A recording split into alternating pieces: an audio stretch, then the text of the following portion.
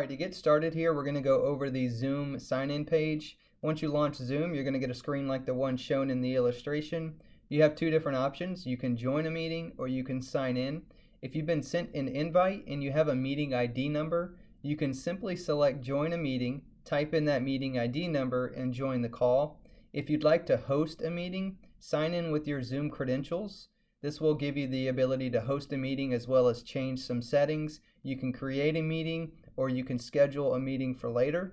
Lastly, pay attention to your version number at the bottom of this screen. Always make sure you have the most up-to-date version of Zoom. Zoom will often push these updates, so please make sure you accept all of the updates.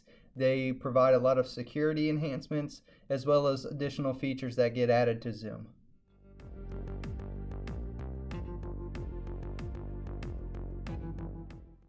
Alright, next we're going to quickly go over how to schedule a future meeting in Zoom.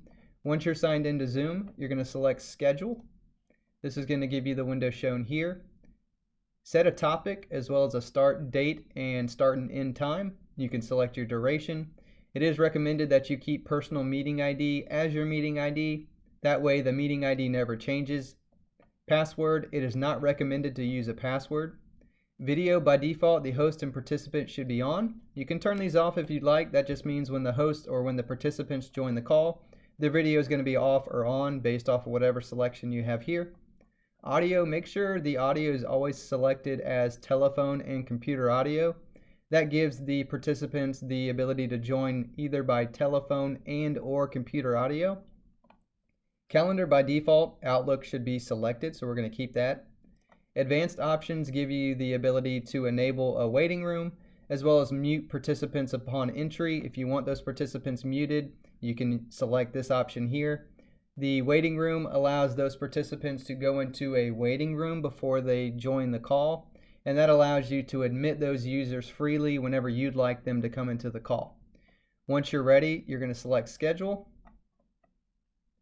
This is then going to launch Outlook, where you can type in your meeting recipients. Once you've typed in your recipients, hit send, and then those recipients are going to get your meeting invite.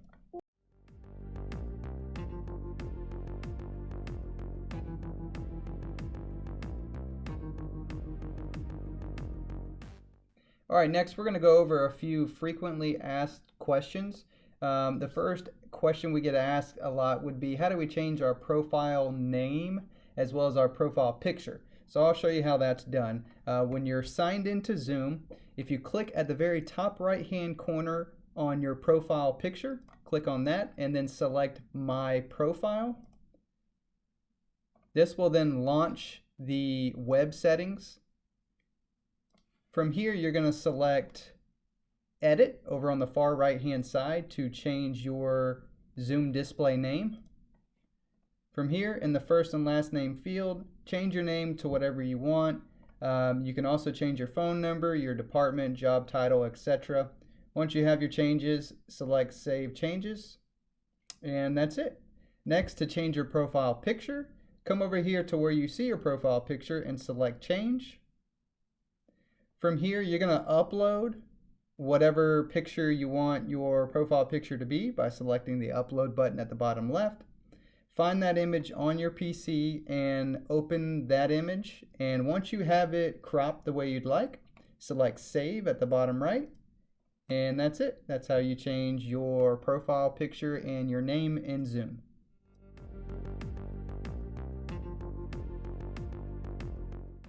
Alright, next up we're going to show you how to change the virtual background in Zoom. We get this question asked a lot. So once you're signed into Zoom, go up to the top right hand corner here and select on the little gear icon. This will open up the window as seen here. Over on the left, select Virtual Background. And now you have a couple different default pictures to choose from. You can select one of these, or you can select the Add Image or Video option here. This will allow you to upload an image from your PC. So if you have an image that you'd like to have set as your background, just find it here on your PC and select Open. And that's just about it. So after you have one selected that you want, just go ahead and X out at the top right hand corner and your virtual background will be saved.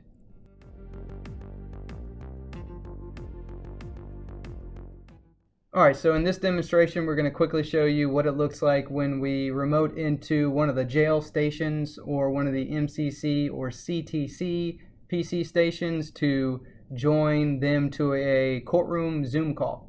So we normally have a schedule laid out and sent to us by Lieutenant Price or somebody at the jail that tells us which inmates are going to be at which station. And when I say station, I mean we have some PCs set up in some breakout rooms that are located at the jail, and each one has a name. So we get the schedule from Lieutenant Price. It gives us which station and which courtroom we're going to join that station to. So for this particular example, we're going to pretend that there's an inmate at the CTC Center that needs to see the judge in 603. So what I do is I come into TeamViewer so that I can remote into the CTC Center. I have the connection saved here. I just double click and I remote into the CTC computer. I then come to my spreadsheet. This is where all of the Zoom meeting IDs and TeamViewer IDs are. This is my Zoom meeting ID for 603. So what I do is I'm going to copy and paste this into the join meeting ID field here. I hit join Zoom call, and then I get put into a waiting room. So one of two things occur from this point. Either the judge or the bailiff lets me into the room.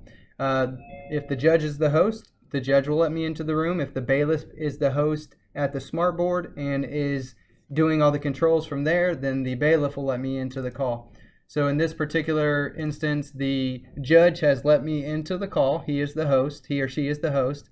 And then if you go down here to participants, the judge has the ability to mute, unmute, pause, stop the video. They have full control over all of the participants in the call. And we're going to show you a video here shortly of what that looks like. All right, so as I mentioned in this particular example, the judge is the host for the call.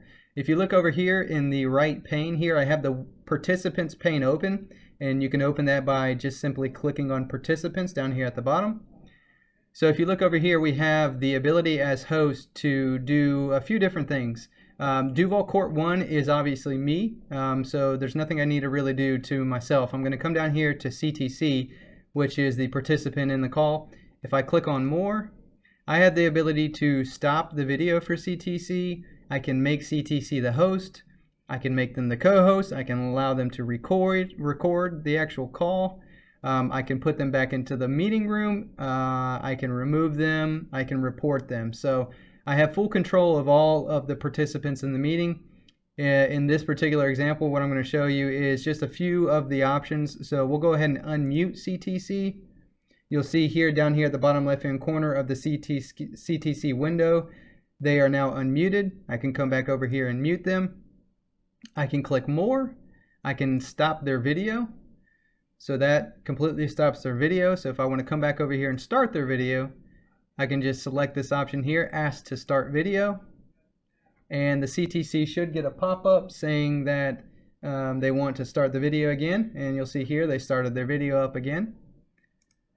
And so lastly, I'll show you that I can put them back into the waiting room.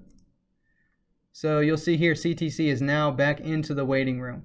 If I want to admit them back into the call, I can just select admit. If I want to remove them completely from the call, I just select remove. So I'll admit them back in, and that's pretty much the gist of it. So that's some of the features you have as the host of the call. Okay, so as I mentioned at the beginning of this quick example video, I told you that Lieutenant Price is our contact over at the jail.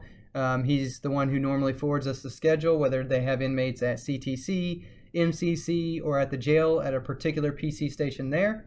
So if you have anyone or a particular inmate you need to discuss or talk with in your courtroom, we do suggest that you reach out to Lieutenant Price. His email and phone number are on the screen now. He will then relay that information to us here in IT, and we'll do exactly what we demonstrated here. We'll remote into that particular station and join them to your Zoom call. So if you have any questions, feel free to reach out to us here in the IT department. Again, if you have any questions for Lieutenant Price, his email and phone number are on screen now.